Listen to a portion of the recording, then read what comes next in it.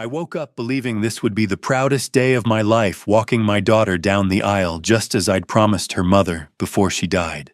But before sunrise, our family driver arrived early and did something I never expected. He opened the back door and pushed me inside, pulling a blanket over me. "What are you doing?" I whispered, furious. "Please," he said urgently. "Hide. There's something you need to see." Against every instinct, I stayed silent. And what I witnessed from that hidden place changed everything. Hello everyone, and thank you for being here. Before the story continues, take a second to tell me where you're watching from in the comments. I truly enjoy seeing how far these stories travel and hearing from you directly. One important note: some elements in this story have been fictionalized for educational and storytelling purposes, and any resemblance to real people or settings is coincidental. That said, the message I'm sharing is meaningful, and I hope it speaks to you. I woke at 6:30 to sunlight streaming through the windows of my bedroom, the same bedroom I'd shared with Caroline for 30 years before she passed. 5 years gone now, and some mornings I still reached for her side of the bed out of habit. This morning was one of those mornings. "Big day, sweetheart." I whispered to the empty room like she could hear me. Maybe she could. I'd stopped trying to figure out what I believed about that kind of thing after the funeral. I stood at the closet, staring at the navy suit I'd picked out 3 months ago. Mother of the bride dresses get all the attention, but nobody tells you how much a father agonizes over what to wear when he walks his daughter down the aisle. Caroline would have known exactly what to choose. She always did. My hands shook slightly as I buttoned my shirt. Not from age, I'm 62 and still steady enough, but from something else. Something I couldn't name. A weight in my chest that had been sitting there since I'd opened my eyes. Downstairs, the house was quiet. Too quiet for a wedding day. Emberlyn had stayed at her apartment last night with her bridesmaids, following some tradition about the groom not seeing the bride. I'd offered to let them use the house, God knows we have the space, but she'd insisted on keeping things simple. Simple, right. I made coffee dark and strong, the way I'd learned to like it during 30 years of early morning business meetings. The machine hissed and gurgled familiar sounds in the familiar kitchen. Everything was exactly as it should be. So why did I feel like I was standing on the edge of something? I carried my cup to the window overlooking the gardens. The May morning was perfect, not too hot, not too cold. The kind of weather you pray for when planning an outdoor wedding reception. The tent company had set up yesterday, white canvas gleaming against the green lawn. Everything was ready. Everything except me. I pulled out my phone, scrolled to a photo from 2 months ago. Emberlyn and Zachary at their engagement party. Her face lit up with joy I hadn't seen since before Caroline died. My daughter happy again. Wasn't that what I'd wanted? Wasn't that what Caroline would have wanted? Protect our girl, Caroline had whispered in the hospital near the end.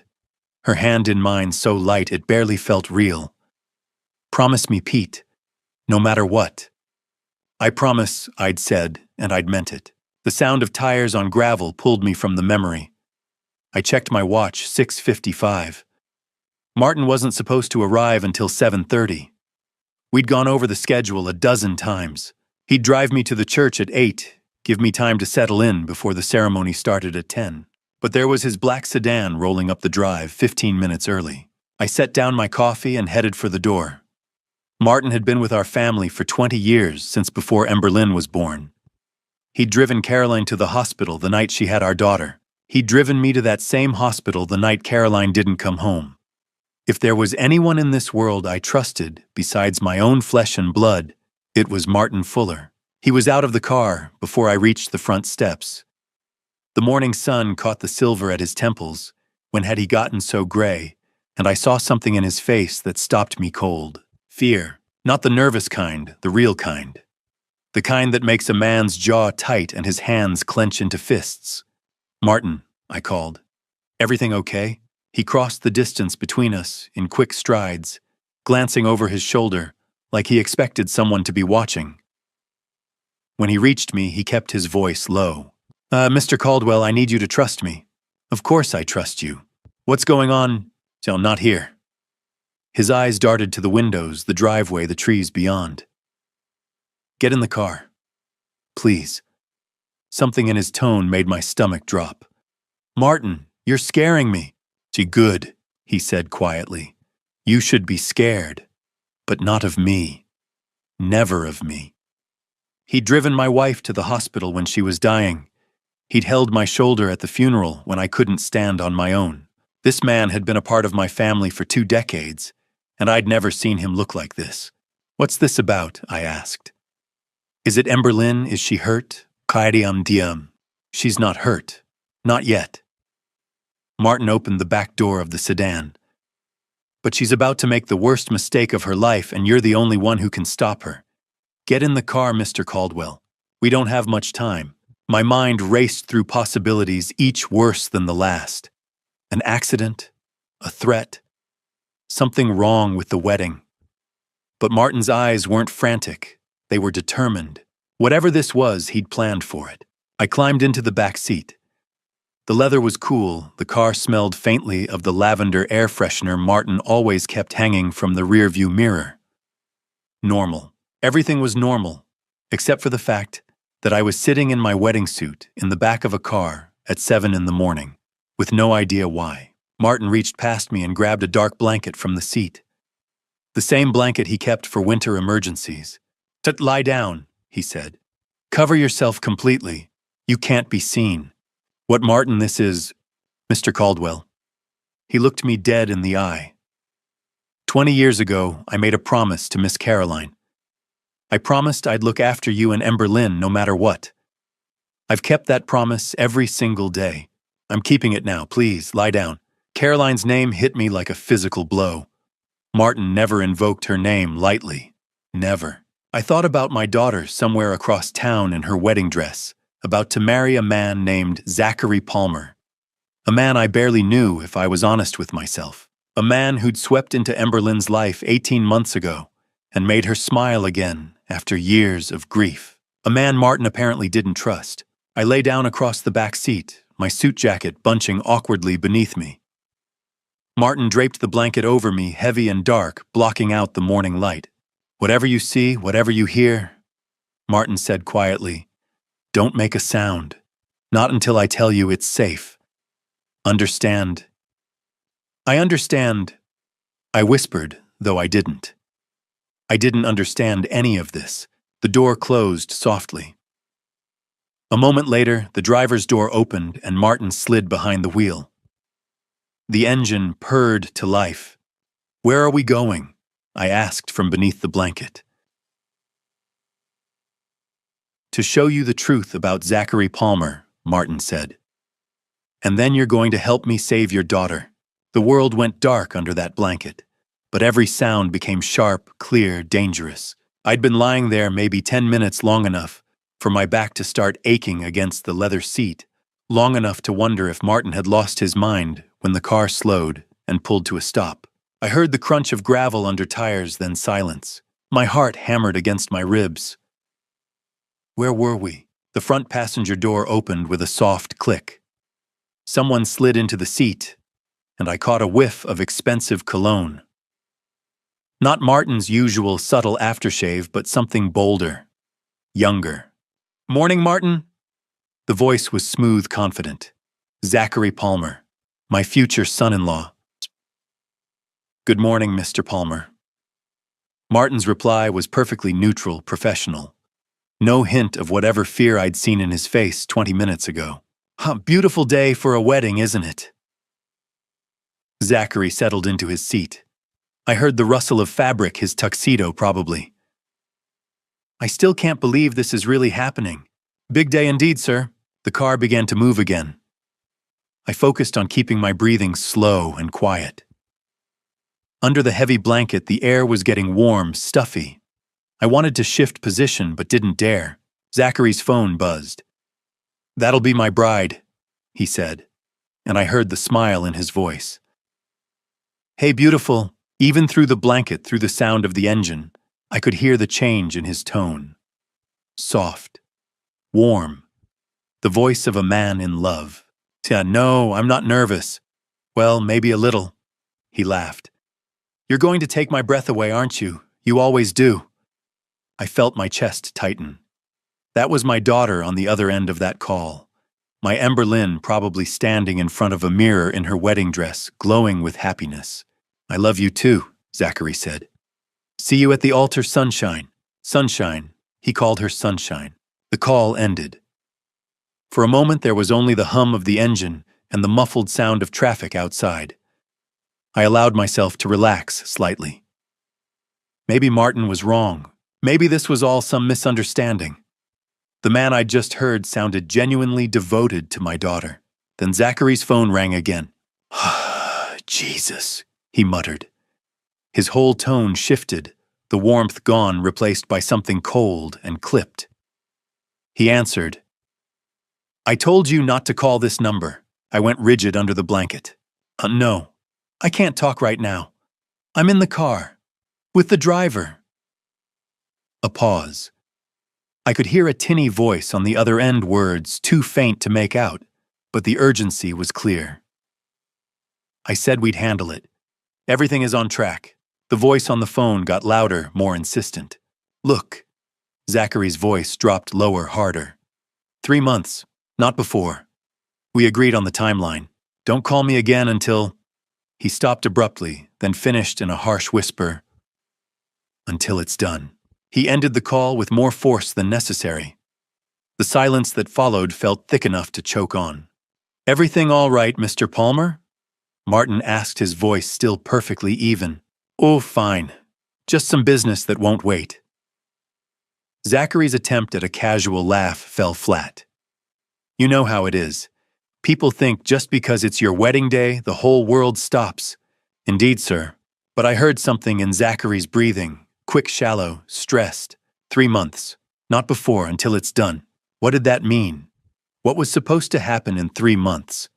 And who was calling him so urgently that they'd risk phoning on his wedding day? Under the blanket, my hands curled into fists. That second call hadn't sounded like love. It hadn't sounded like business either. It sounded like something else entirely. Something that made my future son-in-law's voice go cold and calculating. I tried to piece it together. The warmth with Emberlyn, then the ice with whoever that was. 2 different people in the same man, or maybe, and this thought made my stomach drop, maybe the warmth was the act, and the cold was what lay underneath. Chiquia, we're taking a different route today, Mr. Palmer, Martin said calmly. Construction on the main road. Oh, sure, whatever you think is best. Zachary didn't seem to care where we were going. He pulled out his phone again. I heard the soft tap-tap of typing. Texting someone.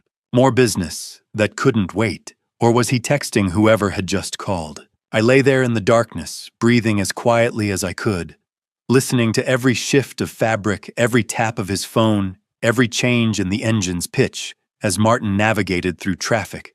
This was what Martin wanted me to hear. This was why he'd shoved me into this car. But why? What did Martin know that I didn't? Oh, okay, Sonny. How long have you worked for the Caldwells? Zachary asked suddenly.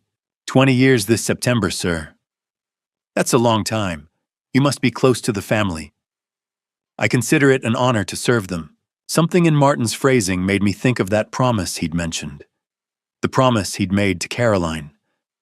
What exactly had my wife asked him to do? Pete seems like a good man, Zachary continued. Little old-fashioned, maybe, but solid. The kind of father-in-law who'll want to stay involved, I imagine. Mr. Caldwell loves his daughter very much. I'm counting on that. Zachary's voice had an odd quality I couldn't quite identify. A man who loves his daughter will do anything to see her happy, won't he? I expect so, sir. Good. That's good. The way he said it made the hair on the back of my neck stand up. It wasn't the words themselves, they were perfectly innocent, but the tone underneath, like he was working through some private calculation. 3 months. Everything is on track. My mind spun with possibilities, each darker than the last. Was he planning something? Was Emberlyn in danger? But that didn't make sense. Why would he marry her if he meant her harm, unless the marriage itself was part of whatever plan he had? The car made a turn, and I felt myself slide slightly against the seat. Martin must have noticed, because he spoke up quickly. Hit a rough patch there. Road work everywhere these days. No kidding, Zachary replied, distracted. His phone buzzed again. Sorry, I need to take this. But this time when he answered, his voice was careful. Hey. Yeah, I'm on my way.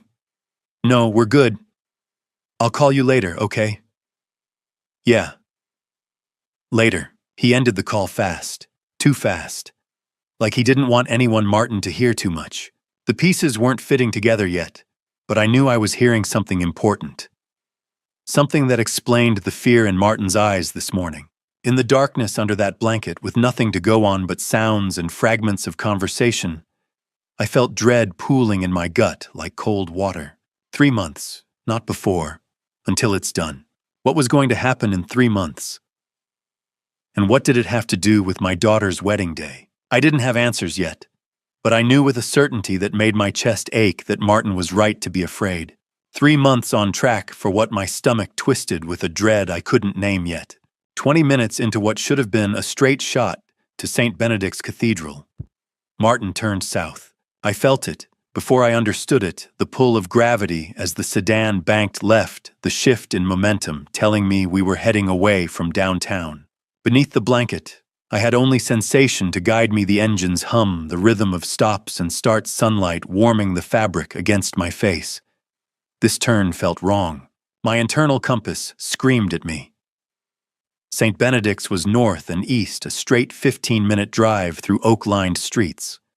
This route had too many turns, too much stop-and-go traffic. We were heading south, away from the cathedral, away from the wedding. In the front seat, Zachary's phone buzzed harsh, insistent vibrations, demanding attention. Damn it, he muttered. I heard fabric rustle as he checked the screen. Another buzz, then another. Everything all right, Mr. Palmer? Martin asked, his voice carefully neutral. Yeah, fine. Zachary paused, weighing something. Actually, Martin, I need to make a quick stop. Won't take more than 5 minutes. Course, sir, where to? Maple Street, South Side. You know it. No hesitation. None at all. Yes, sir, I know it. That was when I knew. Martin hadn't been surprised. He'd been expecting this. That's why he'd hidden me in the back seat. That's why we were driving south instead of north. Martin had planned this. The sedan accelerated, merging onto what felt like a highway, smooth concrete rushing traffic distance covered quickly. Route 9, probably. The industrial corridor cutting through the city's midsection, before dipping into the working neighborhoods. Through the gap in the blanket, I caught glimpses of harsh sunlight hitting concrete without the filter of trees. The air felt different, thicker, grittier. Exhaust and hot pavement. We slowed. Traffic lights, frequent stops, city driving in a neighborhood where people lived close together. Next light, take a left. Zachary said, his voice stripped of charm. 2 blocks down. Understood. The road changed, rougher pavement potholes jarring the suspension. Streets that got repaired last, if at all. Through the fabric, I sensed buildings changing around us, taller structures giving way to shorter ones, glass replaced by brick and siding, dogs barking, children's voices, a metal gate clanging shut. This was a neighborhood where people hung laundry on lines, where corner stores sold lottery tickets, where families packed into townhouses and made the best of what they had.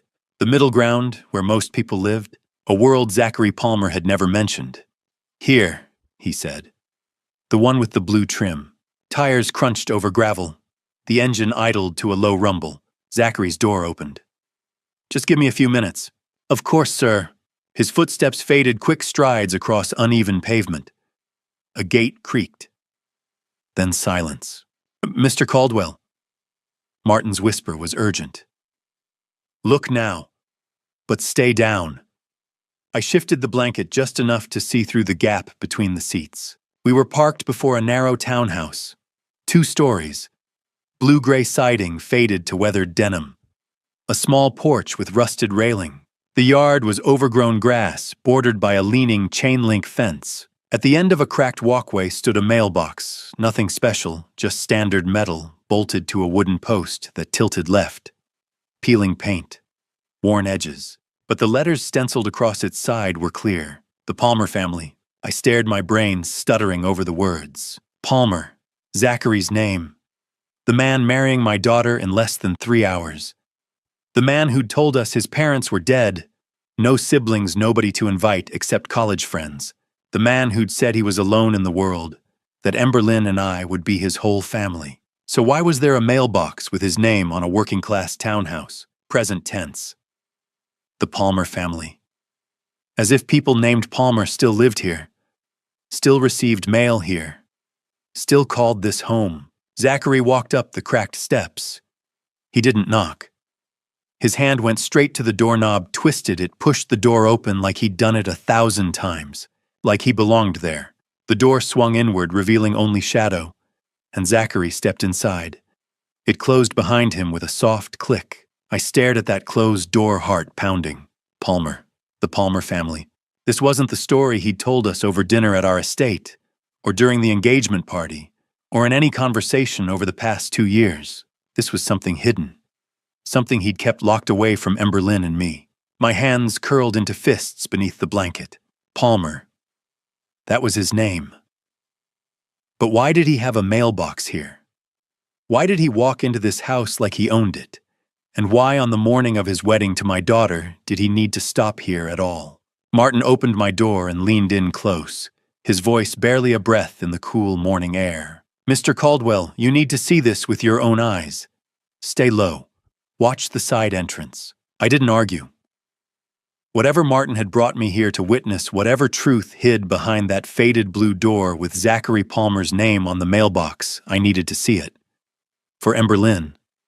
For myself. For the promise I'd made to Caroline 5 years ago, when she squeezed my hand on her deathbed and whispered, "Take care of our girl." I unfolded myself from the cramped back seat joints, protesting each movement.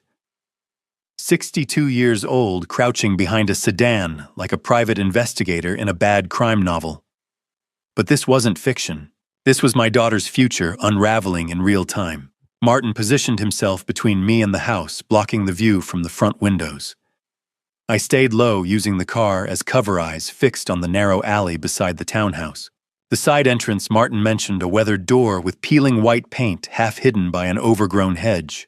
The morning sun beat down on cracked pavement, heat shimmering in the air. Somewhere down the block, a screen door slammed. A dog barked twice, then fell silent. Normal sounds. A normal Saturday morning in a normal neighborhood. Except nothing about this was normal. I heard the front door open and close the solid thunk of wood meeting frame. Zachary's footsteps echoed on the porch, then faded as he moved deeper inside. My heart hammered each beat, a question without an answer. What is he doing here?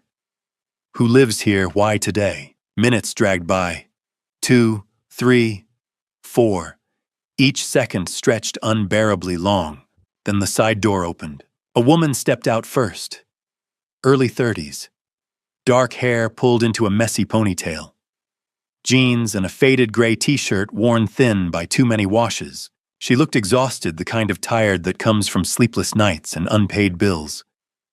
Her face was drawn, eyes shadowed, but her jaw was set with stubborn resolve. A woman used to carrying weight she shouldn't carry alone. She crossed her arms defensively and turned back toward the open doorway. "Zachary, please. You can't keep doing this." Her voice was soft but strained, pulled tight like wire. I couldn't hear his reply from inside, but I didn't need to. Her expression said enough: frustration, resignation, fear. Then I heard it, a child's voice, high-pitched, excited, from inside the house. "Daddy, Daddy." The word struck me like a blow to the chest. "Daddy." A little girl burst through the side door, small feet pounding on the steps. She couldn't have been more than 4 blonde curls, bouncing pink sneakers, flashing a stuffed rabbit clutched in one hand. She wore a yellow sundress with daisies, the kind a father chooses, because it makes his child smile. "Daddy!" she cried again, running toward the doorway, and Zachary Palmer stepped out to catch her. He scooped her up effortlessly, lifting her high as she squealed with joy. She wrapped her arms around his neck, burying her face against his shoulder. He held her close, not like a stranger, not like a visitor, but like a man who had done this 1,000 times. Like a father. "Hey, sweetheart," he murmured, voice gentle in a way I'd never heard. He kissed the top of her head, fingers soft in her curls. "I can't stay long today." "But why?" She pulled back bottom lip, trembling. "You said you'd play tea party with me and Mr. Floppy." She held up the stuffed rabbit. His smile faltered for half a second, then returned, practiced familiar, the same charm he'd used on Emberlyn. On me. On everyone who trusted him. "I know, baby. I'm sorry. Daddy has to work today. But I'll be back soon. I promise." Liar. The word screamed inside my head. He wasn't going to work. He was going to St. Benedict's Cathedral.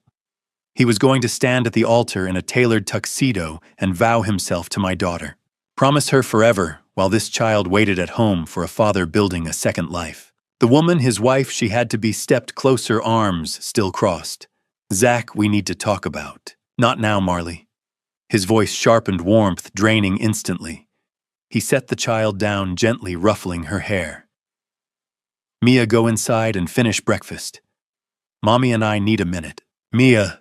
Her name was Mia. She hesitated, sensing tension, then ran back inside, Rabbit trailing behind her. Marley watched her disappear, then faced Zachary again, voice low and urgent. "You can't keep lying to her.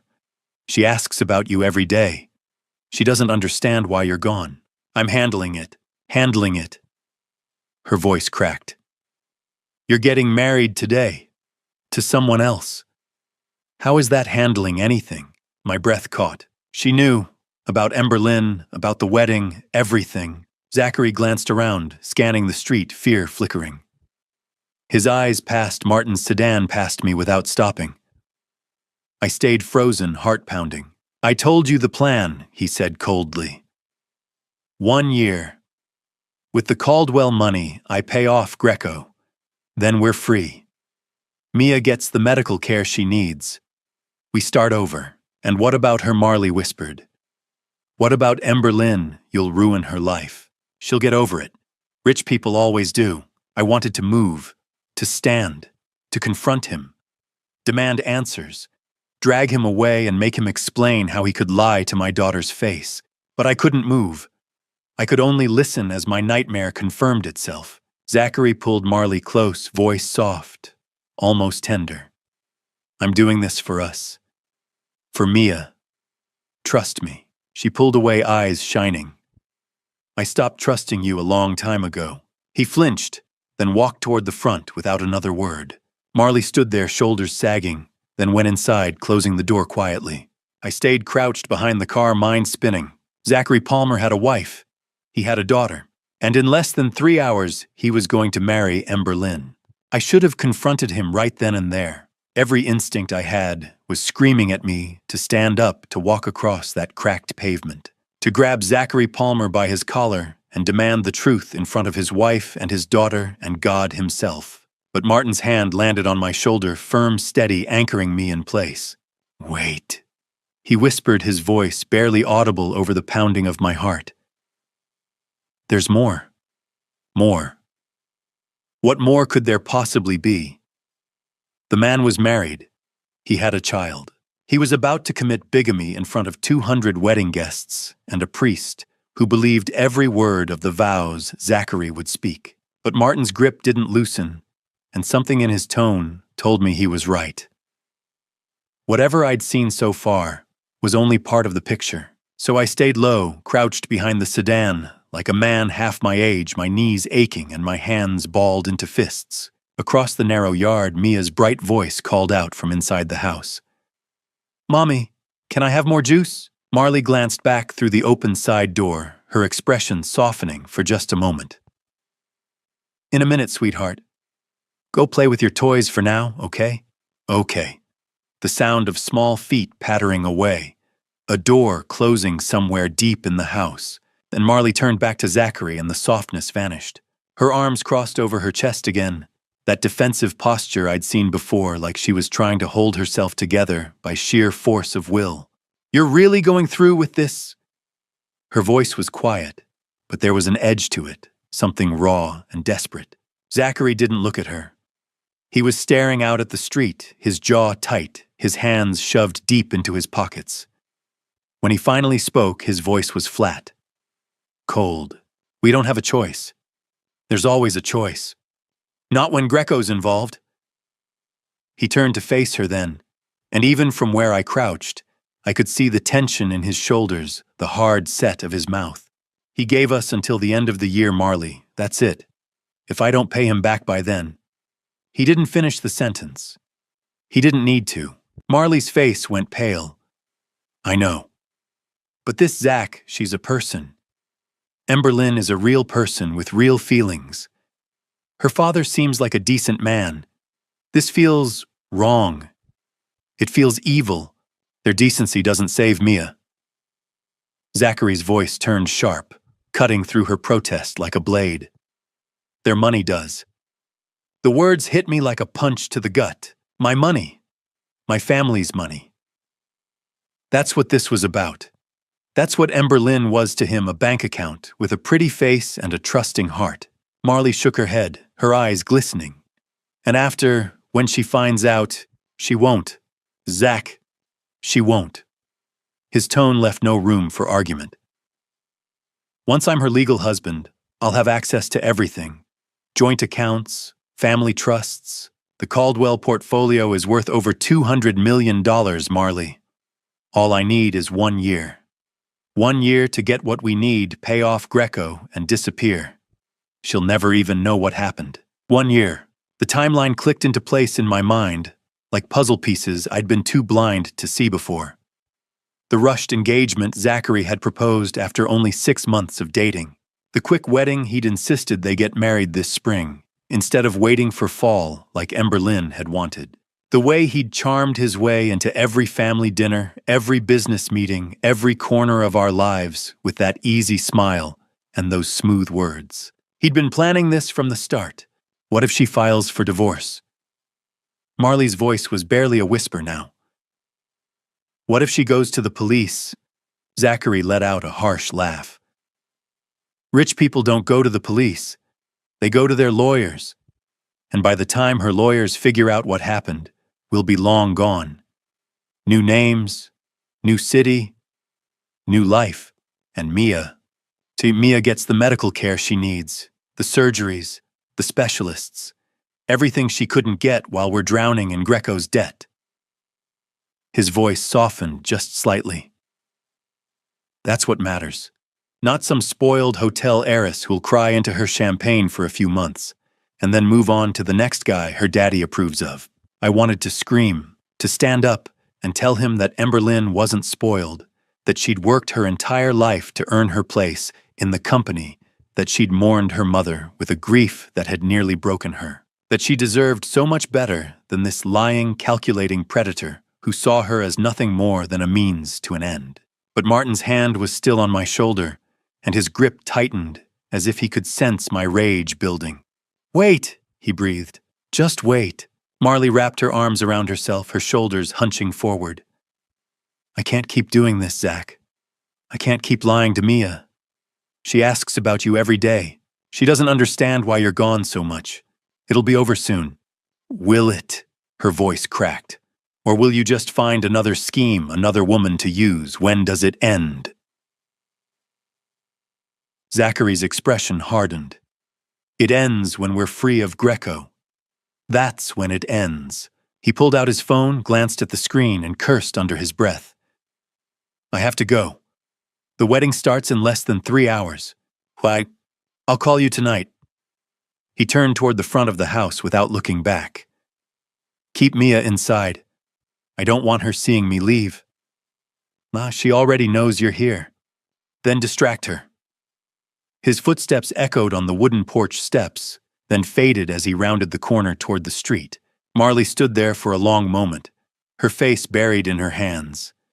Then she straightened, wiped her eyes, and went back inside, closing the side door behind her with a soft click. I stayed frozen behind the sedan, my entire body shaking with a rage I could barely contain. Less than 1 year. That's how long Zachary Palmer had planned to stay married to my daughter. Less than 1 year to drain our family's accounts, pay off his debts, and vanish with his real wife and child, leaving Emberlyn with nothing but betrayal and a broken heart. My hands were still clenched into fists, my nails digging into my palms hard enough to draw blood. I wanted to chase him down, to drag him back here and make him confess everything, to call the police, the FBI, anyone who could stop this nightmare before it was too late. But Martin's voice cut through the haze of my anger. Mr. Caldwell. Quiet. Steady.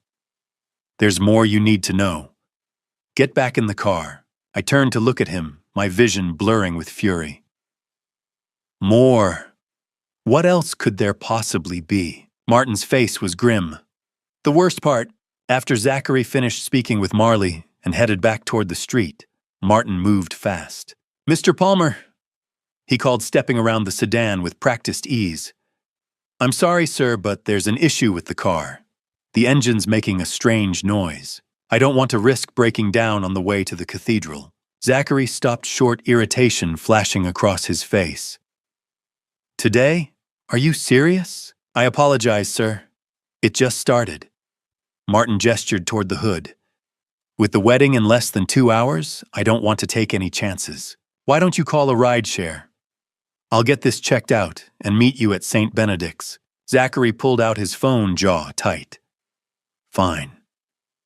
But if this makes me late... It won't, sir, I promise. Within minutes, a black SUV pulled up to the curb. Zachary climbed inside without another word. The vehicle drove off and disappeared around the corner. The moment he was gone, Martin turned back to the sedan, where I was still crouched behind the rear door, my heart slamming against my ribs. That was quick thinking, I said, my voice hoarse. Martin's expression remained grim. Get in, Mr. Caldwell. There's something else you need to see. I slid into the back seat, my legs stiff after being cramped so long. When the door shut, sealing us inside the quiet shell of the car, Martin reached into his jacket and pulled out his phone. There's more, he said. His voice was steady, but his eyes were dark. Something much worse. He unlocked the screen and turned it toward me. The first image was a screenshot of an email. The sender address was nothing but random letters and numbers. Anonymous. Untraceable. The message itself was unmistakable. Target 3 months post-wedding. Priority, make it look like an accident. No traces. $50,000 on completion. My blood turned cold. I read it again and again, trying to force the words to mean something else. Target, 3 months, accident, $50,000. Scroll, Martin said quietly. My hands shook as I swiped. The next image showed messages from an encrypted app, the kind used when people didn't want to be found. Subject leaves estate daily at 7:30 a.m., takes Route 9 to downtown office, black sedan, usually alone except for driver, my schedule, my routine, my life reduced to notes, Tuesdays and Thursdays lunch meeting at Riverside Grill, walks from parking garage, 2-block stretch, minimal foot traffic, every habit, every weakness. Friday evenings private club on Hamilton Street. Valet parking. Returns to vehicle alone around 10 p.m. The club I'd felt safe in for decades. Keep going, Martin said. I swiped again. A bank transfer record appeared. $10,000 sent from an unfamiliar shell company. The memo line read, Deposit services pending completion. Deposit. Not payment, meaning the rest would come later, after I was dead. My vision blurred. The phone trembled in my hands. He's planning to... I couldn't finish. Yes, Martin said. Zachary Palmer hired someone to kill you. 3 months after the wedding. Once he's legally married to Emberlyn and has access to the family accounts. Everything snapped into place. The rushed engagement. The sudden wedding. The 1-year timeline Marley mentioned. It was never about staying married. It was about surviving long enough to become a widower. No divorce, no court battles. Just a tragic accident and a grieving son-in-law positioned to inherit everything when the patriarch died. The call this morning, I whispered. In the car. When he said 3 months, that was confirmation, Martin said. He was finalizing the timeline with the person he hired. The memory replayed clearly. Zachary's tense voice, his nervous glance. Everything is on track. 3 months. Not 1 day sooner. Not a business deal, a murder. How did you find this? I asked. I've been watching him for 2 weeks, Martin said. Ever since he started asking questions about your schedule, about your routines, things that didn't make sense. You were spying on him. I installed monitoring software on his laptop when he left it unattended at the estate last week. He didn't flinch. I needed confirmation. I found this yesterday. Does he know? No, it runs quietly. And Marley, I asked. Does she know about this? Martin shook his head. She knows about the fraud, the money, but not this. My hands trembled as I opened my own phone and began photographing each screen. The email, the messages, the bank transfer. One by one, evidence, proof that Zachary wasn't just a liar or a thief. He was planning murder. Click, another photo, click, another. I documented every word, every detail. Mr. Caldwell, Martin said gently. Are you all right? I wasn't. How could I be? My daughter's fiancé had ordered my death. Every smile, every dinner, every handshake had been part of a countdown. But I nodded. I have everything. Good. We'll need it. I stared at the screenshots once more. At the cold language that turned my life into a target and my death into completion. At the $50,000 assigned to my existence. 3 months. That's how long he planned to wait. 3 months after marrying Ember Lynn. 3 months after gaining access. 3 months after securing his position. My daughter would lose her father. She would grieve, and the man who ordered my death would hold her while she cried. The thought made me nauseous. I looked at Martin. He was going to make her a widow. She'd spend her life believing it was an accident. I know, Martin said. We sat in silence. The sun beat against the roof. A door slammed somewhere nearby. A dog barked. Normal sounds. Inside the car, I held proof of a murder-for-hire plot. This wasn't about money anymore. This was far more dangerous. I needed answers. And the woman inside that house was the only person who could give them to me. I need to talk to her. I said, my voice steady despite the adrenaline coursing through my veins. To Marley. Martin's eyes widened slightly. Mr. Caldwell, are you sure Zachary could come back? He won't. Not for a while. He thinks you're fixing the car. I reached for the door handle. I need to understand why. And I need her at that church. Martin hesitated, then nodded. I'll keep watch. I stepped out of the sedan and walked across the cracked pavement toward the blue-gray townhouse. Each step felt heavier than the last, weighted with the knowledge of what I'd just learned. My heart hammered as I climbed the wooden steps to the small porch. I raised my hand and knocked. Footsteps inside. Quick. Light. The door opened, and Marley Palmer stood there, her expression shifting from hope to confusion to something close to panic in the span of a heartbeat. Zachary, did you forget? She stopped mid-sentence when she saw me. Her face went pale. Mr. Caldwell, how did you? I know everything. My voice came out harder than I intended. Now you're going to tell me the truth. For a moment, she just stared at me. Then her shoulders sagged, and something inside her seemed to break. She stepped back, opening the door wider. Come in. The house was small but tidy. Worn furniture that had seen better days. Children's toys scattered across a threadbare rug, the kind of home where people made do with what they had and tried to pretend it was enough. From somewhere deeper in the house, I heard a child's laughter.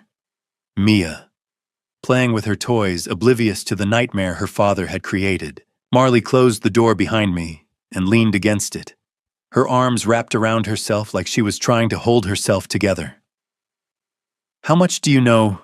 Enough. The secret marriage, the plan to steal from my family, the 1-year timeline. I paused, watching her face. And the part about eliminating me 3 months after the wedding. Her eyes went wide. What? You didn't know about that part, did you? She shook her head, her hand flying to her mouth. Oh my God, No, I didn't. Her voice cracked. He wouldn't. Would he? He already has. There's a contract. A deposit's been paid. Marley sank into a chair, her face buried in her hands. I knew he was desperate. But I didn't think he'd...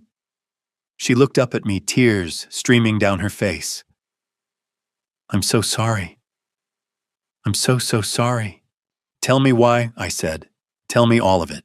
She took a shaky breath and began. We owe Anthony Greco nearly $500,000.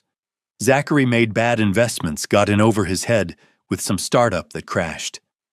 When the money dried up, he went to Greco for a loan. Then Mia was born premature, 2 months early. The NICU bills alone were over $95,000. Specialists, surgeries, equipment. Her voice trembled as she spoke, each word heavy with exhaustion and fear. Greco gave us a deadline, end of the year. He said if we didn't pay by then, she couldn't finish, but she didn't need to. The threat was clear enough. He'd take Mia, I said quietly. Marley nodded, wiping her eyes. Zachary panicked. He started looking for ways to get money fast. That's when he found your daughter, at some networking event. He saw an opportunity, a wealthy family, a trusting woman. And he... Her voice broke. He saw a way out. I felt sick. Emberlyn had been nothing more than a target, a means to an end. But you tried to stop it, I said, remembering the pieces Martin and I had overheard. Didn't you? Marley's head snapped up, her eyes red and swollen. Yes. God, yes, I tried. I swear I tried, Mr. Caldwell. She stood and disappeared into another room, returning moments later with a folder. She opened it on the coffee table, spreading out its contents with trembling hands. 3 weeks ago, I sent an anonymous letter to Emberlyn's office, warning her about Zachary, that he wasn't who he said he was. She showed me a handwritten draft, the words shaky but clear. The man you're about to marry is hiding something. Please investigate before it's too late. 2 weeks ago, I called her. I got through to her assistant, said it was urgent. But before I could say more than a few words, Zachary came home early. He heard me on the phone. He twung. She touched her wrist, and I saw the faint shadow of an old bruise. He took the phone, deleted the call log, told me if I ever tried again, I'd never see Mia, that he'd take her and disappear, and I'd spend the rest of my life wondering if she was alive. My hands curled into fists. Last week, I tried to send an email from the library, but Zachary has spyware on my computer, on my phone. He knew within hours. He deleted the draft before I could send it. She pulled out a phone, showing me her deleted items folder, an unsent email to Emberlyn's personal address, a warning that never made it. I kept copies, Marley whispered. Everything. The letter. The phone records showing I called her office. The email draft. I knew if something went wrong, I'd need proof that I tried. She reached into the folder and pulled out more documents. A marriage certificate with her and Zachary's names, dated 5 years ago. Photos of them together, younger, happier before Greco, and debt and desperation had twisted everything into this nightmare. I have everything here, she said. Proof of our marriage. Proof that Mia is his daughter. Proof that I tried to warn your daughter and he stopped me. Her voice broke. I wanted to save her. I wanted to protect her from him, but I couldn't. I was too afraid of losing Mia. I looked at the folder at the evidence of a woman trapped between her child and her conscience. She'd tried. In her own terrified way, she'd tried to stop Zachary. And Emberlyn had never known. Did Emberlyn ever see the letter? I asked. Marley shook her head. I don't know. Maybe her assistant threw it away. Maybe she thought it was a prank. I never heard back. The anonymous warnings. The strange call that never went through. Emberlyn had probably dismissed them as wedding jitters or jealous rivals. She'd never known how close someone had come to saving her. I met Marley's eyes. You're going to come to the church. With Mia. With that folder. This ends today. She looked terrified. He'll kill me. He's already planning to kill me. And he's about to destroy my daughter's life. I kept my voice firm. You have a choice, Marley. Help me stop him, or let him turn Emberlyn into a widow and leave you and Mia with nothing but guilt. For a long moment, she said nothing. Then slowly, she nodded. Okay, we'll come. I looked at the folder again. At the proof of Marley's desperate attempts to save a woman she'd never met. At the evidence that my daughter had been warned and had never known it. She'd tried to save Emberlyn, and my daughter had ignored every warning. By the time we left Maple Street, it was nearly 8:45. The wedding at St. Benedict's would begin in just over an hour. Martin drove in silence the sedan, cutting through the late morning traffic with practiced efficiency. I sat in the back. My phone clutched in one hand, Marley's folder of evidence beside me on the seat. My mind raced with possibilities, each one worse than the last. I should go home, I said suddenly. I should tell her right now, before any of this goes further. Martin's eyes met mine in the rearview mirror, steady and knowing. With all due respect, sir, she won't believe you. Not without proof she can see with her own eyes. I wanted to argue, but I knew he was right. 2 months ago I'd tried. Not directly, I hadn't known enough then to be direct. But I'd asked careful questions over dinner. Innocent inquiries about Zachary's past, his family, his career before he'd met Emberlyn. And my daughter had shut me down. Dad, if you don't like him, just say it, she'd said, her voice tight with frustration. But don't make up reasons to push him away. I love him.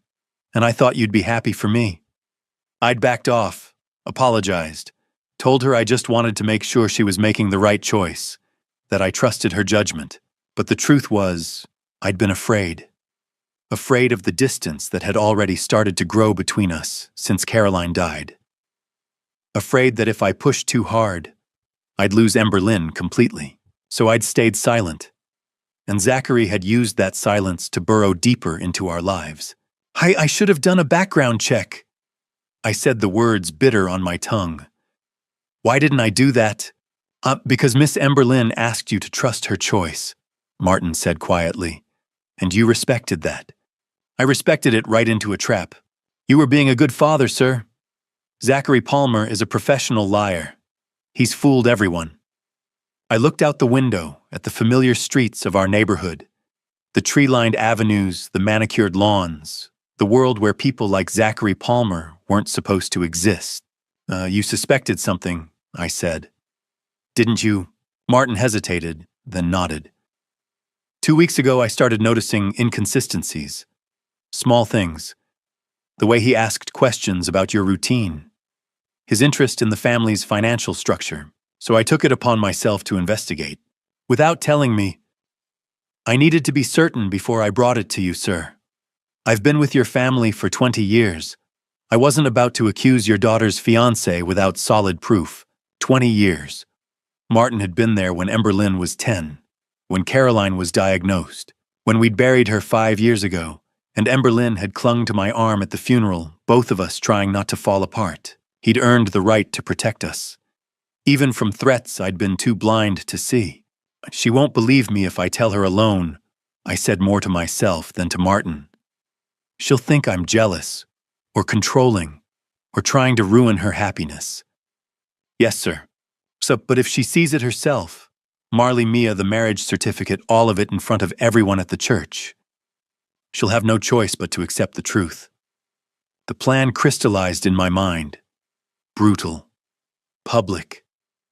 Devastating, but necessary. I pulled out my phone and started making calls. First, my lawyer. Douglas Whitmore had been handling the Caldwell family's legal affairs for 30 years. He picked up on the second ring. Doug, I need you at St. Benedict's Cathedral, before the wedding, with a legal team. I'll explain when you get there, but this is urgent. His voice was sharp with concern, but he didn't ask questions. I'll be there in 20 minutes. Next, the police. I explained the situation as clearly as I could, bigamy fraud, a potential threat to my life. The detective on the line promised to send officers to the church discreetly.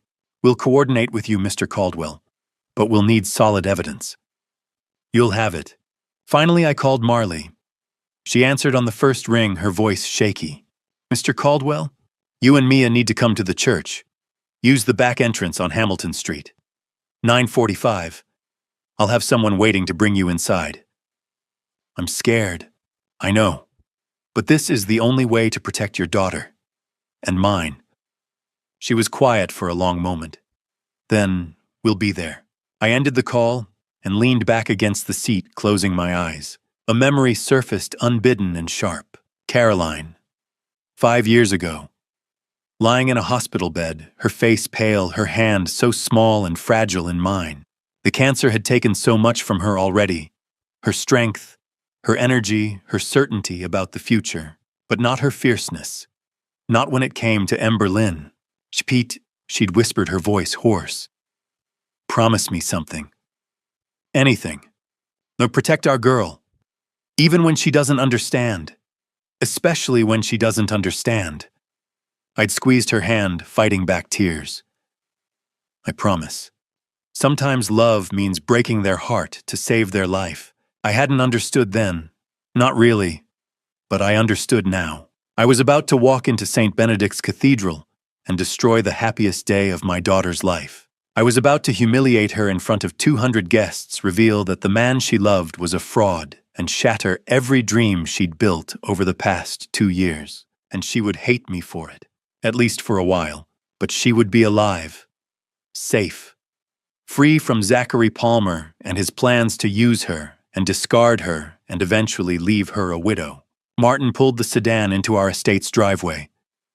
The house stood quiet and elegant in the morning sun, its windows gleaming the gardens in full bloom. Everything looked perfect. Peaceful, a lie just like Zachary. We have 45 minutes, Martin said, checking his watch. I nodded, gripping the folder Marley had given me. Then let's make sure we're ready. I looked at the house one more time, the home where Ember Lynn had grown up, where Caroline had taught her to ride a bike and bake cookies and believe in happy endings. I was about to ruin the happiest day of my daughter's life, and it was the only way to save her. When I stepped through the front door of our home, I had to pretend this was the happiest day of my life. Morning sunlight poured through the tall windows of the entrance hall. White roses and lilies filled every vase, their perfume heavy in the air. Everything looked flawless. Wedding day perfect. From upstairs came laughter, women's voices bright and excited. The bridesmaids helping Ember Lynn get ready. Then I heard her. Dad, is that you? I looked up. Ember Lynn appeared at the top of the staircase, her face lighting up when she saw me. She wore a white silk robe, her hair half-styled curlers pinned in place. Even unfinished, she looked radiant.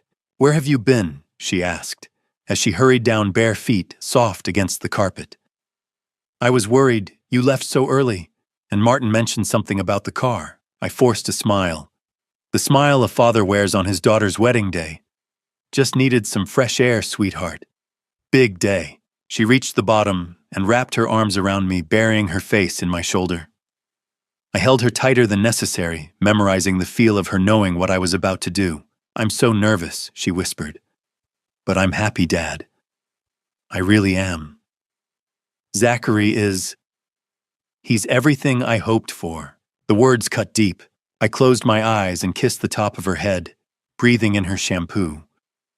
Lavender and vanilla, the same scent Caroline used to buy when Ember Lynn was little. I know, honey. She pulled back, eyes shining. I just wish Mom could be here today. She would have loved this. My throat tightened. I brushed a strand of hair from her face the way I had since she was a child. She is here, I said softly, always with us. Ember Lynn's smile trembled. You really think so? I know so, and she'd want me to protect you. Ember Lynn, a bridesmaid, called from upstairs. We need you hair and makeup. Ember Lynn laughed and wiped her eyes. Coming. She turned back to me, glowing. I have to finish getting ready. You'll walk me down the aisle right like we practiced. I wouldn't miss it.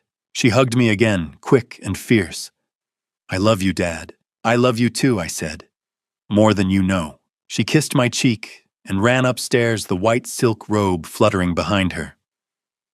I stood there watching her disappear around the corner, In less than 2 hours, I was going to break her heart. I would stand before 200 people and expose the man she loved as a liar, a bigamist, a criminal planning to steal from our family, and worse. I would destroy this beautiful moment publicly and completely. She would hate me. Maybe not forever. Maybe one day she'd understand I'd done it to save her, to protect her from a man who saw her as nothing but a bank account. But right now she loved him. She believed in him. She'd built her future around becoming his wife. I moved through the house like a ghost. Past the dining room where Zachary had shared meals with us. Past Caroline's study, her books still lining the shelves, her glasses resting where she left them. Past the living room where 3 months ago Zachary had knelt and proposed while I watched my daughter's face light up with joy. I had said yes, shaken his hand, welcomed him into our family, because I trusted Emberlyn, because I wanted her happy, because I was afraid of asking questions that might push her away. Now I was paying for that trust. I stopped before the portrait in the hallway. Caroline and me on our wedding day. She wore white lace holding peonies. I wore a tuxedo slightly too big and a nervous smile. We were young. Certain love was enough. I'm sorry, I whispered. I should have seen it sooner. Her painted smile didn't change. Her eyes, Emberlyn's eyes, looked back at me. Sometimes love means breaking their heart to save their life. I checked my watch. 9:20. 40 minutes until the church. 40 minutes until everything changed. Upstairs, laughter continued. Music played. Bridesmaids talked about flowers and photos and how beautiful Emberlyn looked. She had no idea. For these last minutes, I would let her believe. Let her have this final moment of joy. Once I stood up in that church, her world would shatter. She would see me not as her protector, but as the man who ruined her happiest day. But she would be alive. She would be safe. And someday, God willing, she would forgive me. I turned from Caroline's portrait and walked toward my study to change into my tuxedo. In less than 2 hours, I would break my daughter's heart. But right now, I would let her have this moment. The ride to St. Benedict's felt like a funeral procession, even though everyone else was smiling. I sat beside Emberlyn in the back of the white limousine, watching the city drift past through the tinted windows. She held her bouquet of white roses and baby's breath in her lap, fingers trembling slightly against the silk ribbon. She looked breathtaking. The wedding dress Caroline and I had helped her choose fit her perfectly, lace sleeves, a sweetheart neckline, a long train meant to glide down the cathedral aisle like something from a fairy tale. Her hair was pinned in soft curls, a simple veil secured with Caroline's vintage hairpin, the one her grandmother wore, the one Caroline wore on our wedding day. She looked so much like her mother, it made my chest ache. Dad, Emberlyn said softly, pulling me from my thoughts. She reached over and took my hand, squeezing it. My hands are shaking. Is that normal? I looked at our joined hands, hers small and delicate, mine rough from decades of work. I could feel her pulse racing beneath her skin. Completely normal, sweetheart. Silence settled between us, filled only by the hum of the engine and distant traffic. The driver guided us through familiar streets, carrying us closer to St. Benedict's Cathedral, closer to the moment everything would collapse. Dad, Emberlyn said again, quieter now. Do you like Zachary? I mean, really like him? The question struck hard. I turned to her and saw the vulnerability in her eyes, the same look she'd worn as a child, asking if she was good enough, smart enough, lovable enough. She needed reassurance, and I couldn't give it. What matters, I said carefully, is that you're happy. Her brow furrowed. That's not what I asked. No, it wasn't. I lifted my hand and touched her face the way I had when she was small. I've always wanted what's best for you, Emberlyn. That will never change. She studied me for a long moment, searching for something I refused to give. Then she relaxed and leaned her head against my shoulder, just like she used to during movie nights. I love you, Dad. I love you too, more than anything. We stayed that way as the city passed by. I watched streets I'd known my whole life slide past the window. Riverside Park, where I taught her to ride a bike. The cafe Caroline and I visited every Sunday. The corner where I pulled over 5 years ago after the hospital called to say Caroline was gone. The same streets, but nothing was the same. My phone vibrated in my pocket. I shifted carefully and checked it. Martin, Marley, and Mia are en route. Back entrance secured. Officers in position. Everything is ready, sir. I typed back, understood.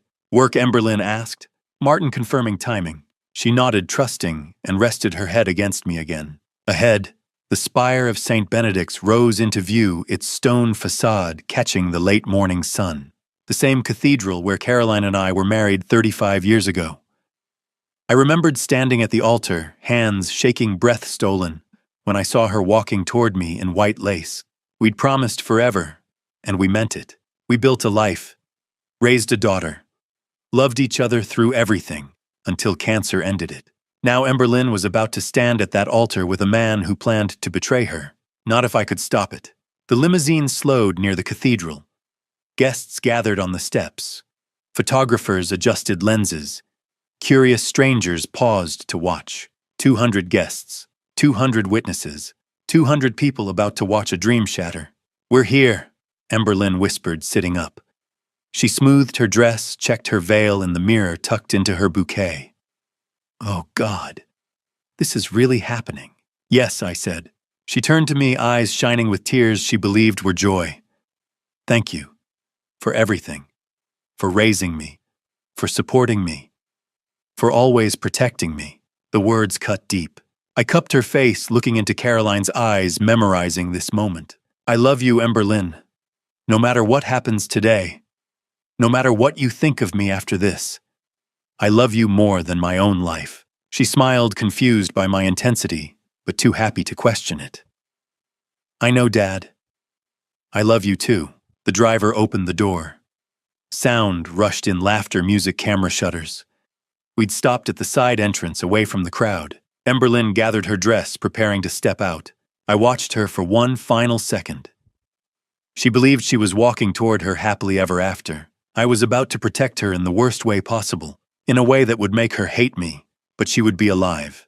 She would be safe, and someday she would understand. I stepped out and offered her my hand. It was time. We arrived at St. Benedict's 15 minutes early.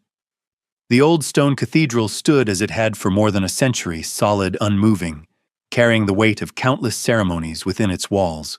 Today it would carry mine. The Gothic structure rose against the late morning sky, its spire reaching upward like a prayer carved in stone. Stained glass windows depicted angels, saints, and moments of divine mercy, their colors softened by the light filtering in from outside. Thick stone walls kept the air cool even on warm days like this. Inside, the cathedral had been transformed. White roses and lilies lined the aisle, their fragrance blending with candle wax and old wood. Hundreds of candles flickered in polished brass holders, casting gentle shadows along the vaulted ceiling above. Everything looked perfect, beautiful, exactly as Emberlyn had imagined. Guests were beginning to arrive, business associates in tailored suits, longtime family friends in their finest clothes, distant relatives I hadn't seen in years. They smiled and nodded as they took their seats, whispering softly, admiring the flowers and the setting, commenting on how lovely Emberlyn would look as a bride. None of them knew what was coming. I guided Emberlyn toward the bride's preparation room, a small chamber off the main sanctuary, where she could make her final adjustments. The bridesmaids were already there, laughing, fixing her veil, making sure every curl was perfect. I'll see you out there, sweetheart, I said, kissing her forehead. She squeezed my hand, eyes shining. I love you, Dad. I love you too. I left her surrounded by excitement and certainty and walked back into the sanctuary. The space felt larger now, emptier despite the growing crowd. I made my way down the aisle toward the front pew reserved for the father of the bride. My footsteps echoed against the stone floor, each step drawing me closer to the altar. The same altar where Caroline and I had stood 35 years ago, promising forever. The same altar where her casket had rested 5 years ago, surrounded by flowers just like these. While Emberlyn and I sat in this same pew, trying to understand how the world could keep moving when ours had stopped. Pete, a familiar voice called. I turned to see Douglas Whitmore approaching, hand extended. My lawyer. My friend for 3 decades. He wore an expensive suit and a confident smile. Congratulations, he said, shaking my hand. Big day. Zachary seems like a good man. You must be proud. If only you knew. I nodded. Thank you, Douglas. Caroline would have loved this, he added gently. She'd be so happy seeing Emberlyn like this. The words were meant kindly. They still hurt. Yes, I said, she would. Douglas patted my shoulder and moved on, leaving me alone near the front pew. I sat slowly gripping the smooth wood. From here I could see everything, the altar, the rows filling with guests, the musicians near the organ, the photographer adjusting his lens. And near the side entrance I saw Martin, nearly invisible in his dark suit, scanning the room with practiced calm. Our eyes met. He gave a slight nod. My phone vibrated silently. I pulled it out. Martin package delivered. Back entrance. Mia briefed, secret game, stay quiet. Everything in position. I typed back, understood. The secret game had been Marley's idea. She'd knelt down and told Mia they were playing a special church game where she had to stay as quiet as a mouse to win a prize afterward. Mia thought it sounded wonderful. She didn't know she was about to watch her father's life collapse. I looked toward the altar again, imagining Zachary standing there, smiling, playing the devoted groom, while his real wife and child waited in a back room. Caroline, I closed my eyes. If you can hear me, help me do this right? Help me be strong enough? I imagined her sitting beside me like she used to during Sunday services, her thumb tracing circles in my palm, a silent reminder that we were never alone. Sometimes love means breaking their heart to save their life. She'd said that when she made me promise to protect Emberlyn no matter what. I never imagined it would mean this. The organ began to play softly. Conversations faded. Guests turned toward the front. The photographer moved into position. Reverend Jonathan Reed stepped out and took his place at the altar, Bible in hand, serene and ready. This was it. Soon the processional would begin. Bridesmaids would walk the aisle. Then Emberlyn, radiant, holding my arm, believing she was walking toward her forever. And I would stand beside her listening as Zachary Palmer spoke vows he never intended to keep, until I stopped him. I looked around once more at the stained glass, the guests holding programs, the altar where joy and grief had already shaped my life. St. Benedict stood silent, holding centuries of secrets. Today, it would hold mine. The organ swelled. The ceremony was about to begin, and so was the truth. The music swelled. Everyone stood. Zachary Palmer stepped into view from the side entrance, looking like every father's dream son-in-law. The black tuxedo fit him perfectly tailored, elegant, expensive. His dark hair was styled just right, not a strand out of place. And that smile, that practiced, confident smile that had charmed Emberlyn, charmed me, charmed everyone who'd ever met him. He looked like a man in love, a man about to marry the woman of his dreams. He looked like a lie. Jason Hartley followed a step behind Zachary's best man, a college friend he'd introduced us to 6 months ago. Jason wore a matching tuxedo and a supportive grin, playing his part in this performance perfectly. Zachary took his place at the altar, standing beside Reverend Jonathan Reed. He adjusted his tie, clasped his hands in front of him, and turned to face the center aisle. Waiting, anticipating, the picture of a nervous groom on the happiest day of his life. I wanted to stand up right then, to shout the truth across the cathedral, to end this before it went any further. But I stayed in my seat, waiting, watching. The bridesmaids entered next, 3 of Emberlyn's college friends, dressed in soft pastel gowns that complemented the white roses lining the aisle. They carried small bouquets and walked in measured steps, smiling at the guests taking their positions at the front of the sanctuary. Then the music changed. The familiar notes of the bridal march filled the cathedral, that timeless melody that signals the moment everyone has been waiting for. The moment the bride appears, a collective murmur of anticipation rippled through the crowd. Guests shifted in their seats, craning their necks to see. Cameras and phones lifted, ready to capture the moment. The massive wooden doors at the back of the cathedral swung open, and there she was. Emberlyn stood framed in the doorway, backlit by the morning sun streaming through the entrance.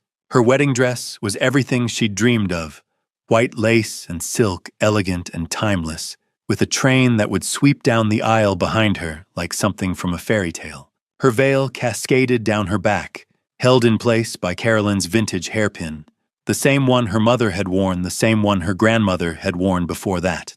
She held a bouquet of white roses and lilies, her hands trembling slightly, and she was smiling. Radiant. Glowing with a happiness so pure and genuine it made my chest ache. She looked so much like Caroline on our wedding day.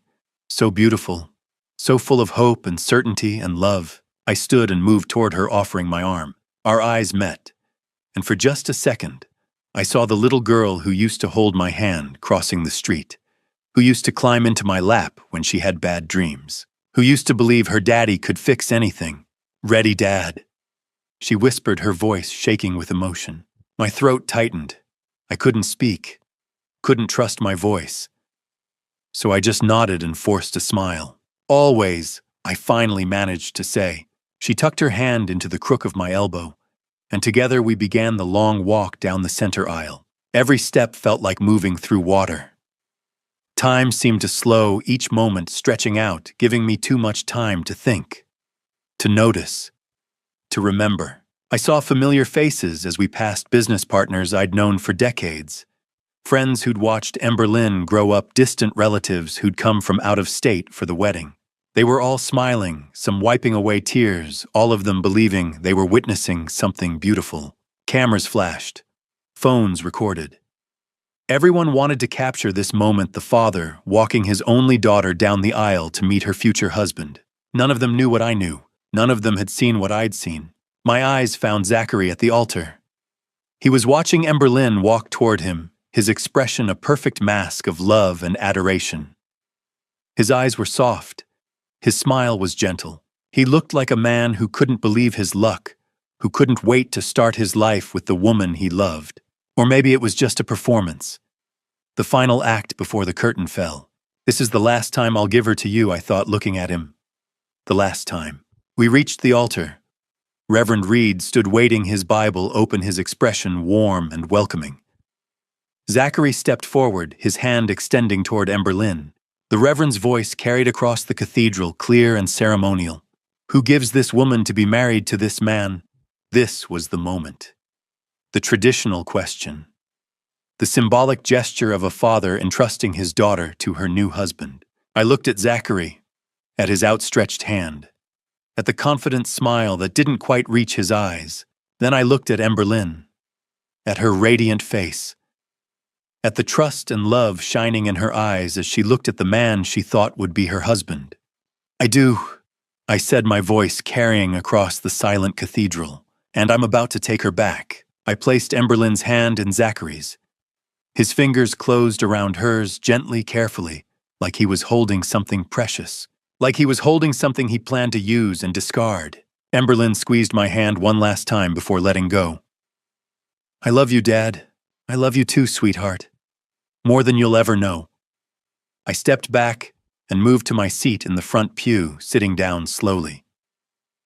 From here, I had a perfect view of the altar, of Emberlyn and Zachary standing side by side, their hands joined, of Reverend Reed opening his Bible and beginning the ceremony. Hantu, dearly beloved, the Reverend began, his voice solemn and practiced. We are gathered here today in the sight of God and these witnesses to join this man and this woman in holy matrimony. The familiar words washed over the congregation. People settled into their seats, preparing to witness the vows, the exchange of rings, the pronouncement that would make Emberlyn and Zachary husband and wife. I watched Zachary's profile, the way he looked at Emberlyn, the way he held her hand, the way he smiled when she smiled. And all I could think was, in a few minutes, I'm going to destroy this. In a few minutes, everyone in this cathedral is going to know the truth, and nothing will ever be the same again. Reverend Reed spoke of love, trust, and honesty. Every word felt like a knife. Marriage. He began, his voice carrying across the cathedral with practiced authority. Is a sacred covenant built upon trust between two people who have chosen to walk through life together. Trust. I looked at Zachary standing at the altar, his hand clasping Emberlyn's. His face a picture of solemn devotion. He's lying to everyone here. Then it is a bond. The Reverend continued, founded on honesty between two souls who have promised to share their lives, their dreams, and their truth with one another. Honesty, truth. The words hung in the air heavy with irony. I watched Zachary nod slightly, as if he agreed with every syllable, as if he had any intention of living up to those words. He stood straight, his posture perfect, his expression serious and reverent. The kind of expression a good man wears when he's standing before God and making promises he intends to keep. His hand held Emberlynn's gently protectively, like she was something precious he would guard with his life. It was a performance, and he was giving the show of a lifetime. I turned my gaze to Emberlynn. Her eyes were bright, shining with unshed tears of joy. She looked at Zachary like he was her whole world, like she couldn't imagine a future without him. Like every word the Reverend spoke was being written on her heart in permanent ink. She trusted him completely, absolutely, and he was about to betray her in the worst way possible. A marriage should not be entered into lightly. Reverend Reed said, his tone growing more serious, or unadvisedly, or without careful thought and consideration, and it should never be entered into with deceit. Deceit. My hands gripped the edge of the pew in front of me, my knuckles turning white. That's exactly what's happening. Every word the Reverend spoke was the polar opposite of what Zachary Palmer represented. Trust, honesty, commitment, devotion, sacred promises made before God. All lies. I'd stood at this same altar 35 years ago, in this same sanctuary, under this same vaulted ceiling. I'd been younger then, nervous, hopeful, terrified, and excited all at once. And Caroline had stood beside me in her white lace dress holding my hand, just like Emberlynn was holding Zachary's now. The Reverend back then, a different man, but the same words had asked us to make promises to each other. Promises we'd meant with every fiber of our being. Do you, Peter, take this woman to be your lawfully wedded wife? I do. Do you promise to love her, honor her, protect her in sickness and in health, for richer or for poorer, as long as you both shall live? I do, I promise, and I'd kept that promise. Through 30 years of marriage, through joy and hardship, through building a business and raising a daughter, through sleepless nights when Emberlynn was sick as a baby, through Caroline's diagnosis, through watching cancer slowly steal the woman I loved away from me one day at a time. I'd kept my promise until her last breath, until she'd squeezed my hand one final time in that hospital room and whispered, "Take care of our girl." Those vows had been real, sacred, built on love and truth, and a commitment that had lasted through everything life had thrown at us. But the vows Zachary was about to make, they were poison dressed up as promises. Charge. Reverend Reed said, his hands resting on the open Bible before him, requires commitment.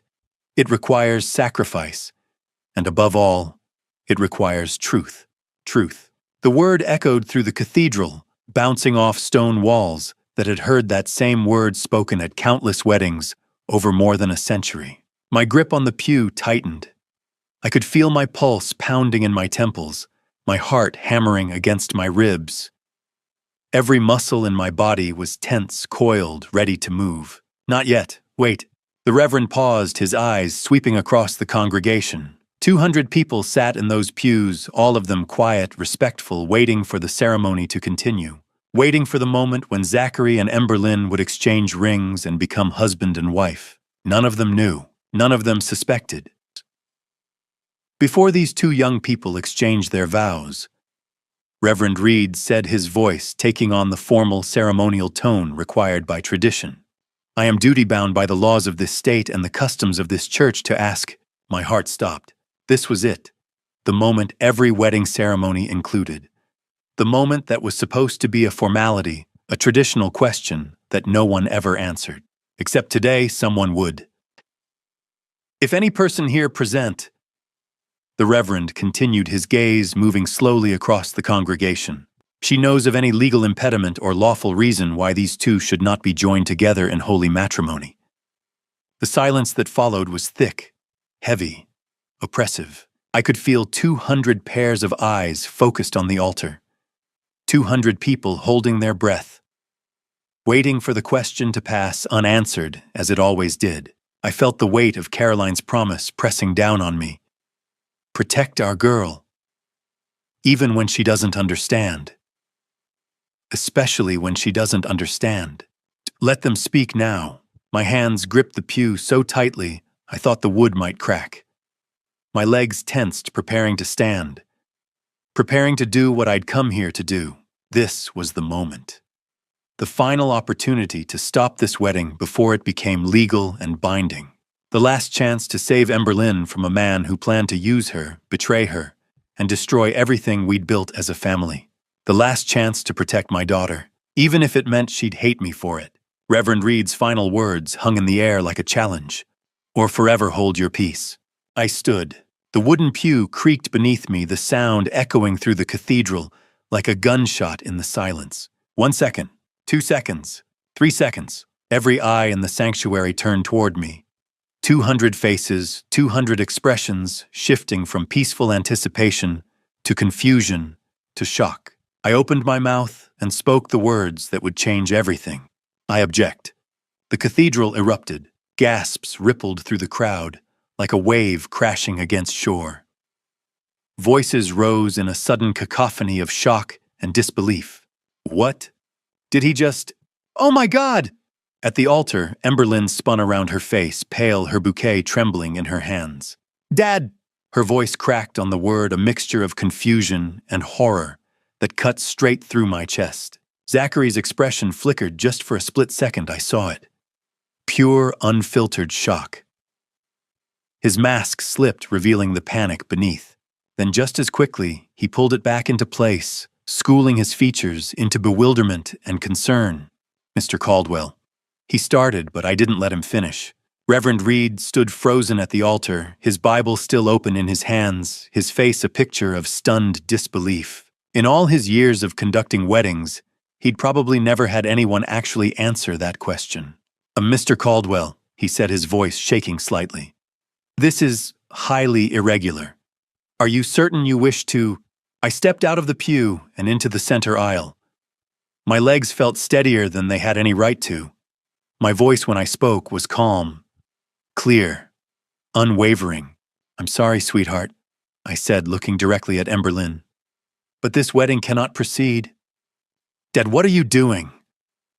Emberlyn's voice rose, tears already streaming down her face, smudging the makeup she'd spent hours perfecting. What are you doing? Behind me, I heard Douglas Whitmore stand. Pete, what's going on? Other voices joined his. Is he all right? Maybe it's stress. This is insane. Should someone call? I ignored them all. My eyes were locked on Zachary Palmer, watching as he carefully maintained his mask of confused concern. Mr. Caldwell. Zachary said, his voice taking on that smooth, reasonable tone he'd perfected over months of charming our family. I'm sure there's been some terrible misunderstanding. Perhaps we should discuss this privately. There's no misunderstanding, I said, my voice carrying across the cathedral. The only misunderstanding here is about who you really are, Zachary Palmer. A fresh wave of gasps and whispers swept through the crowd. I heard someone near the back say something about calling security. Someone else suggested I was having a breakdown. Let them think what they wanted. Zachary's jaw tightened, but he kept his expression neutral. Sir, I don't know what you think you know, but I know exactly who you are. I cut him off, my voice hardening. And I know exactly what you've done. Emberlyn stepped forward, her face streaked with tears, her hands shaking. Dad, please. You're embarrassing me. You're embarrassing everyone. I don't know what's gotten into you, but... Emberlyn. I turned to face her fully, and the look on her face nearly broke me. Confusion, betrayal, hurt. She was looking at me like I was a stranger, like I'd lost my mind, like I was the villain in this story. Sweetheart, I know this is hard. I know you don't understand. And I'm sorrier than you can possibly imagine. My voice caught, but I forced myself to continue. But you will understand. Soon. I promise you will. Understand what? She cried, her voice breaking on a sob. You're ruining my wedding. You're standing up here in front of everyone we know, and you're... She couldn't finish. She turned away, burying her face in her hands, her shoulders shaking. Zachary moved to her side, placing a protective hand on her shoulder, playing the role of supportive fiancé, comforting the bride whose unstable father was causing a scene. "It's all right," he murmured to her loud enough for everyone to hear. "We'll figure this out. Your father is clearly under a lot of stress." "Don't you dare," I said, my voice dropping to something cold and dangerous. "Don't you dare pretend to comfort her when you're the reason she's crying." Zachary's mask slipped again just for a heartbeat. His eyes met mine, and in that brief moment I saw the calculation there, the assessment. He was trying to figure out how much I knew, how much damage I could do, whether he could still salvage this. He couldn't. The whispers behind me had grown louder. I heard snippets of conversation. "Never seen him like this? Poor Emberlyn. Should someone stop him?" Douglas was making his way toward me, concern etched on his face. "Pete, I think we need to talk. Outside. Right now." But I wasn't leaving. Not until everyone at this cathedral knew the truth. I turned to face the congregation. 200 faces stared back at me, some confused, some concerned, some already judging me as the father who'd lost his mind and ruined his daughter's special day. They didn't know yet, but they would. I took a breath and let my voice carry across the stone walls of St. Benedict's Cathedral, across the same sanctuary where I'd married Caroline, where we'd baptized Emberlyn, where we'd said goodbye to my wife 5 years ago. "Zachary Palmer," I said clearly, "is not the man he claims to be." The cathedral fell silent. Even the whispers stopped. Every eye was on me now, waiting, wondering. Some probably still thinking I'd lost my mind. And I was about to tell them something none of them could believe. Before I continue, I need to know you're still here. Comment below with one word, hero, if you think I'm doing the right thing, or villain if you think I'm destroying my daughter's life. Because what happens next will define me forever. And a quick note, some of what follows has been dramatized for storytelling. If fictionalized elements aren't your preference, feel free to exit now, no judgment. But if you want to see the moment everything explodes, the moment the whole church sees the truth, keep watching. It's about to get real. Before anyone could react, I spoke the words I'd been holding back since this morning. Zachary Palmer is already married. He has a wife and a daughter. The cathedral exploded. "What? Oh my God! That can't be." Gasps and shocked whispers erupted from every corner of the sanctuary. 200 people reacting in unison, their voices overlapping in a cacophony of disbelief. Zachary stepped forward, his face a mask of outrage and wounded dignity. "That is absolutely insane, Mr. Caldwell. I think you're very confused." "I'm not confused," I said, my voice cutting through the noise. "I saw them this morning. Your wife Marley, and your 4-year-old daughter." Emberlyn's voice broke through the chaos, small and shaking. "Dad, no. You're wrong. Zachary would never tell him Zachary. Tell Dad he's wrong." Zachary turned to her, reaching for her hands, his expression shifting to one of gentle concern. "Sweetheart, your father is clearly under an enormous amount of stress. Maybe we should get him some help." I don't need help," I said coldly. "I need the truth to come to light."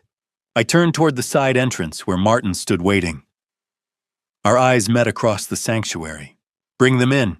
The side door opened. Every head in the cathedral turned as a woman stepped through the doorway. She was thin, dressed in simple jeans and a cardigan, her dark hair pulled back in a messy ponytail. Her face was pale, her eyes red-rimmed. She held a folder in one hand, and she held the hand of a little girl with the other. The child was small, 4 years old maybe, with blonde curls that bounced as she walked. She wore a pink dress and clutched a stuffed rabbit under one arm. Her eyes were wide as she took in the massive sanctuary, the rows of people, the flowers and candles, and overwhelming strangeness of it all. The woman Marley walked slowly down the side aisle, her daughter's hand gripped tightly in hers. Every step seemed to take enormous effort, like she was walking through water, or toward her own execution. The cathedral had fallen completely silent. 200 people watched them approach, confusion written on every face. The little girl looked around nervously, intimidated by the crowd, by the tall stone walls, by the way everyone was staring at her and her mother. Then she saw him, Zachary, standing at the altar in his perfect black tuxedo, looking like a prince from a fairy tale. Her face lit up like the sun breaking through clouds. "Daddy." The word rang out across the cathedral, echoing off the vaulted ceiling, bouncing off stone walls, hitting every ear in the sanctuary with the force of a physical blow. The collective gasp that followed was like a wave crashing. The little girl let go of her mother's hand and ran her small feet pattering across the stone floor, her curls bouncing, her stuffed rabbit trailing behind her. "Daddy, Daddy." She was running straight toward the altar, toward Zachary. I watched it happen as if in slow motion. Watched Zachary's face drain of all color. Watched his careful mask shatter completely. Watched him stand frozen, paralyzed, unable to move or speak or do anything but stare at the little girl racing toward him with pure joy on her face. Emberlyn turned, following the sound of the child's voice. Her face was a picture of utter confusion. What is... The little girl reached the altar steps and threw herself at Zachary, wrapping her small arms around his legs, beaming up at him with absolute adoration. "You look so handsome, Daddy," she said, her voice high and sweet and completely guileless. "Are you getting married?" "Mommy said you were getting married." Zachary looked down at her, his mouth opening and closing like a fish pulled from water. No sound came out. Marley had stopped halfway down the aisle, tears streaming down her face. "I'm so sorry," she whispered, though her voice somehow carried in the deadly silence. "I'm so sorry." She forced herself to keep walking to close the distance to the altar. When she spoke again, her voice was stronger, steadier, though it shook with emotion. "My name is Marley Palmer," she said, looking directly at Emberlyn. "I'm his wife. We've been legally married for 5 years." She held up the folder, opening it to reveal the document inside. Even from where I stood, I could see the official seal, the signatures, the date, a marriage certificate, with Zachary's name and Marley's name, dated 5 years ago. "No." Emberlyn's voice was barely a whisper. She took a step backward, away from Zachary, away from the little girl clinging to his legs. "No, this can't be." She looked at Zachary, her eyes desperate, pleading for him to say something. Anything. To tell everyone this was a mistake, a lie, a cruel prank. "Cherie," she said, her voice breaking. "Tell them this isn't true. Tell them." Zachary opened his mouth, closed it, opened it again. Nothing came out. His face had gone from white to gray. His hands hung at his sides, limp and useless. He looked like a man who'd been caught in a trap with no way out, watching the walls close in around him. The little girl, Mia, looked up at him, confused by his silence. "Daddy, are you okay?" Jason Hartley, standing beside Zachary, as his best man, stepped back as if he'd been burned. "Dude!" he said, his voice sharp with shock and anger. "What the hell is this?" Emberlyn looked from Mia to Marley to the marriage certificate to Zachary. Her eyes were wide. Her face pale, her hands shaking so badly, her bouquet dropped to the floor, white roses and lilies scattering across the altar steps. "Zachary," she whispered one more time. "Please, tell me this isn't real." But Zachary said nothing, because there was nothing he could say. The evidence was standing right in front of her. A 4-year-old little girl with his blonde curls and his smile calling him daddy. A woman holding a legal marriage certificate with his name on it. The truth had finally, irrevocably come to light. Emberlyn looked at me, then her eyes finding mine across the chaos of the altar. In that moment, I saw her entire world collapsing. Every dream, every hope, every promise she'd believed in, falling apart in front of 200 witnesses. The little girl's voice, "Daddy Sitikama," still echoed through the cathedral. And everyone was watching as the man at the altar said nothing at all. But I wasn't done. The worst part was still ahead. "There's one more thing," I said, my voice cutting through the shocked silence. "One more thing everyone needs to know." Marley had moved closer to the altar, tears streaming down her face. She looked at Emberlyn with an expression of pure misery. "He forced me into this. she said, her voice shaking. We owe money to dangerous people. He said it was the only way to save our daughter. I didn't want to. I tried to warn you. Emberlyn's face was a mask of shock and betrayal. She looked at Marley, at the marriage certificate still visible in the folder, at little Mia still clinging to Zachary's legs. So this was all about money. Her voice was hollow. You were planning to steal from my family. Marley nodded, shame washing over her features. I'm so sorry. Zachary seemed to realize he needed to regain control of the situation. His face shifted, taking on an expression of desperate sincerity. Okay, yes. I should have been honest from the beginning. He looked at Emberlyn, his voice softening. But I love you, Emberlyn. The money that was just to solve a problem, and then we could have had a real life together. Just you and me. That's a lie, I said coldly. And it's not even the worst lie. Zachary's eyes snapped to me, a flash of warning in them. Mr. Caldwell, I think you've said enough. I haven't said enough, not even close. I pulled out my phone, holding it up, so the guests in the front rows could see the screen. I swiped to the screenshots Martin had shown me this morning, the evidence I'd photographed and sent to the police. This morning, I said, my voice carrying across the stunned cathedral. I discovered something that even Marley didn't know about. I passed the phone to Douglas Whitmore, who was standing in the front pew, his face pale with shock. He looked at the screen, his eyes widening. He passed it to the person next to him, then another. The images began circulating through the front rows, gasps and murmurs following in their wake. Those are emails, I said. Encrypted messages, bank transfers, all from Zachary's laptop. I quoted the key phrases from memory, letting each word hit like a hammer blow. Martin, target 3 months post-wedding. Make it look like an accident. $50,000 on completion. The silence that followed was absolute. Deadly. Zachary wasn't just planning to take our money, I said, looking directly at him. He was planning to make sure I couldn't stop him, permanently. The word hung in the air like poison. He'd already paid someone a deposit, $10,000. The timeline was set, 3 months after the wedding. I turned back to the congregation, many of whom were now staring at their neighbors' phones, looking at the screenshots being passed around. That phone call you got this morning, Zachary, in the car, I heard it. Your contact was confirming the plan. Everything is on track. 3 months, not 1 day sooner. Those were your words.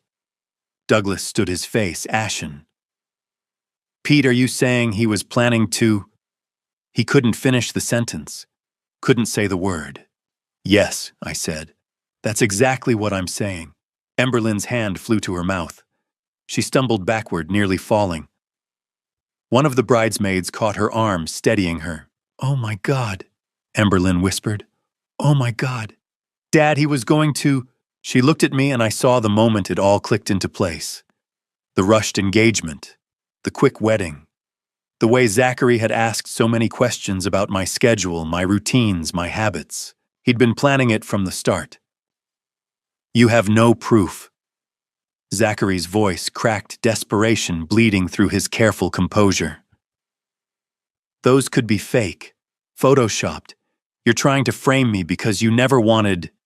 They're not fake, I said calmly. The police have verified them. They're waiting outside right now. As if on cue, I saw movement near the cathedral entrance. 2 uniformed officers had entered quietly, positioning themselves by the doors. Behind them, I could see more officers outside. Zachary saw them too. His eyes darted from the police to the evidence being passed around the congregation, to Marley standing there with tears on her face, to Mia still holding onto his legs, confused and scared by all the shouting, and then to Emberlyn, standing there in her white wedding dress, looking at him like he was a monster, like he was someone she'd never known at all. I watched the realization hit him. He was trapped, exposed. Every lie he'd told, every plan he'd made, every careful manipulation, all of it was out in the open now. There was no talking his way out of this.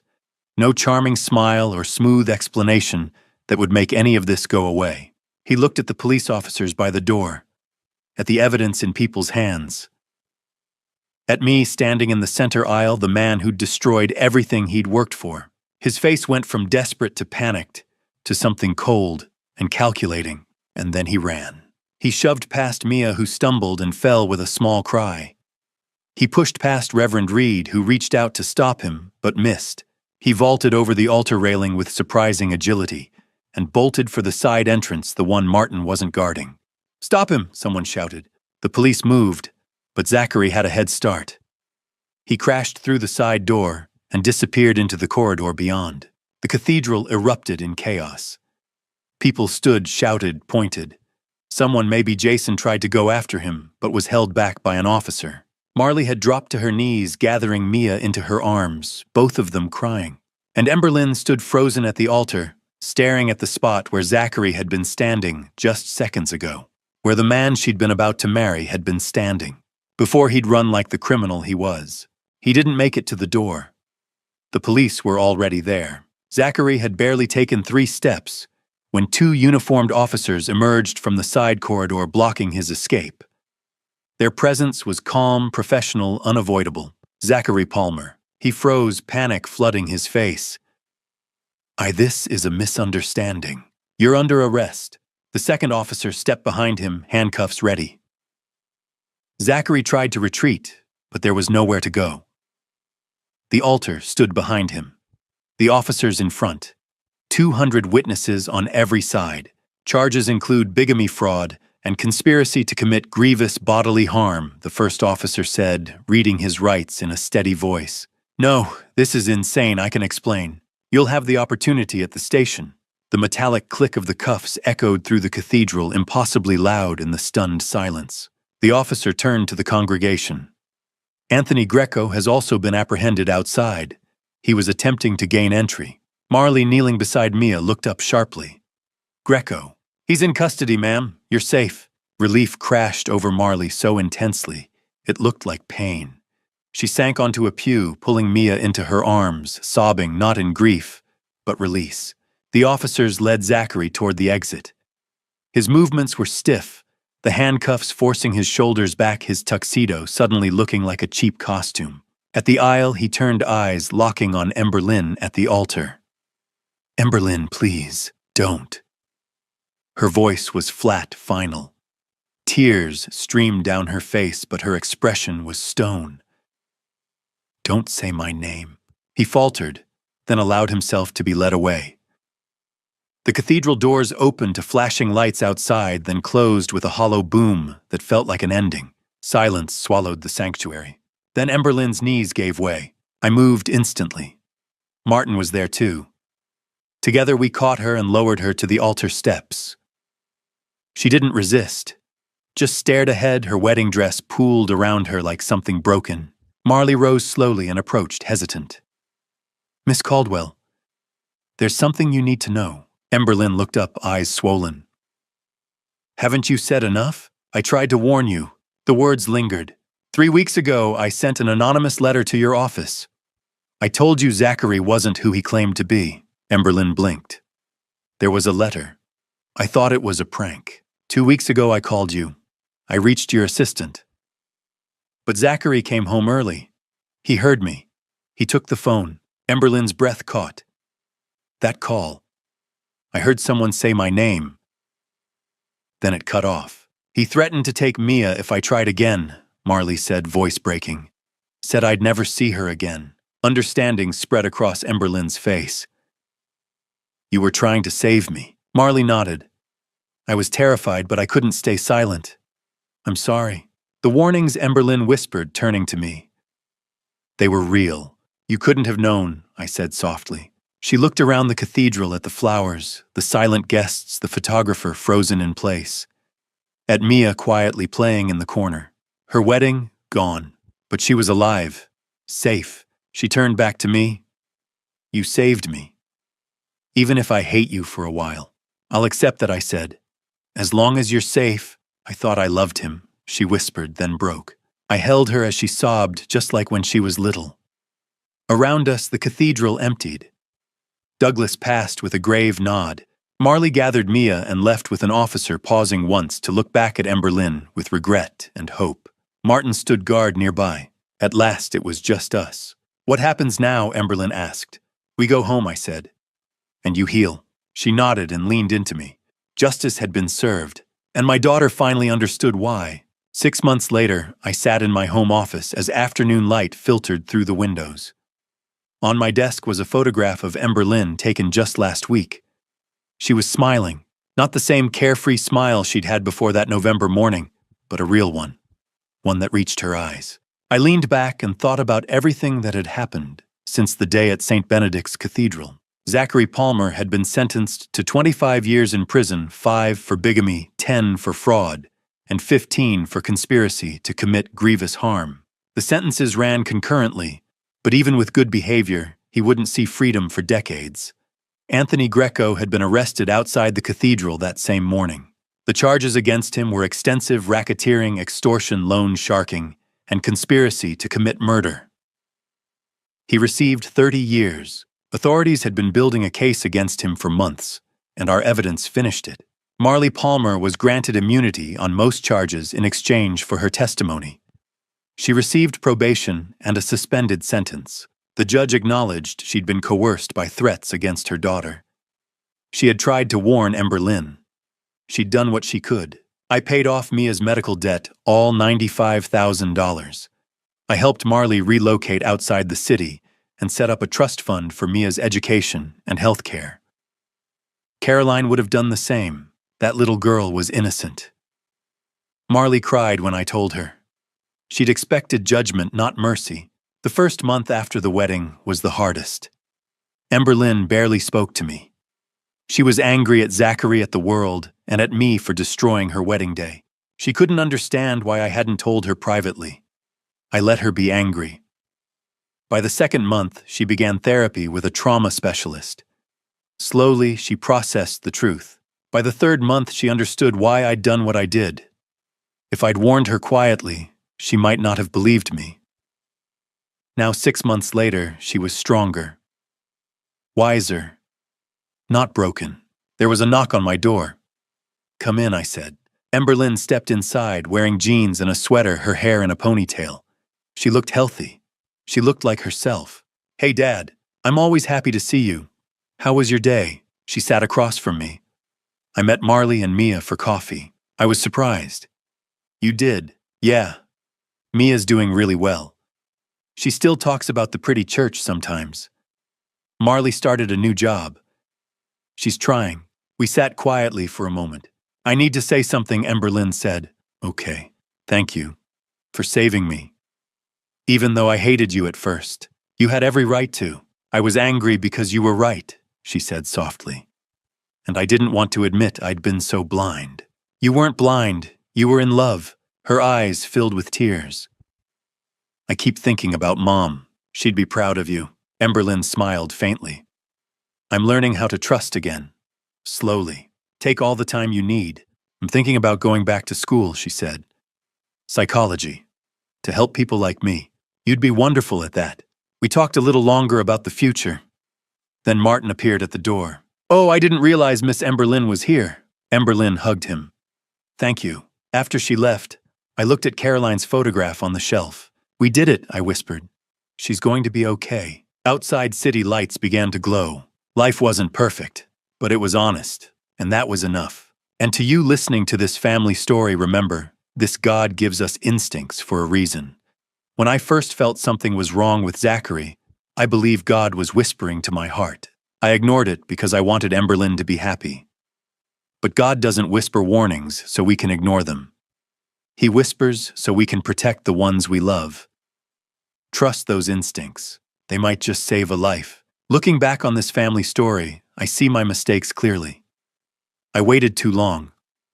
I let fear of hurting my daughter stop me from protecting her. Don't be like me. Don't wait until the wedding day to act. If you see red flags, address them early. Have the hard conversations. Yes, your loved ones might be angry at first. Yes, they might push you away. But anger fades. Death doesn't. Betrayal leaves scars that take years to heal. Act early even when it's uncomfortable. Here's what I learned about dad revenge, and I want to be clear, this wasn't about revenge. This was about protection. Real dad revenge isn't about destroying someone out of spite. It's about standing between your child and danger, no matter the cost. It's about being willing to be the villain in their story for a season so they can have a future. That's what dad revenge really means, sacrificing your comfort, your reputation, even your relationship temporarily to keep them safe. God gave me a second chance when Martin came to me with the truth. Not everyone gets that. I thank God every day that I listened. I thank God that Emberlyn is alive and healing. And I thank God for people like Martin, who had the courage to do what was right, even when it was hard. If this family story resonated with you, I'd be grateful if you'd subscribe to this channel for more true stories like this one. Leave a comment below telling me what you would have done in my situation. I read every single one. Share this story with someone who needs to hear it. Your share might save someone's life. Thank you for staying with me until the very end. I know this wasn't an easy story to hear, and I want to be honest with you, some of the stories that follow contain fictionalized elements created for educational purposes. If that's not something you're comfortable with, feel free to explore other content that suits you better. But if you're willing to learn from real experiences, even painful ones, I'll be here sharing what I've learned. God bless you. And remember, protecting your family is never wrong.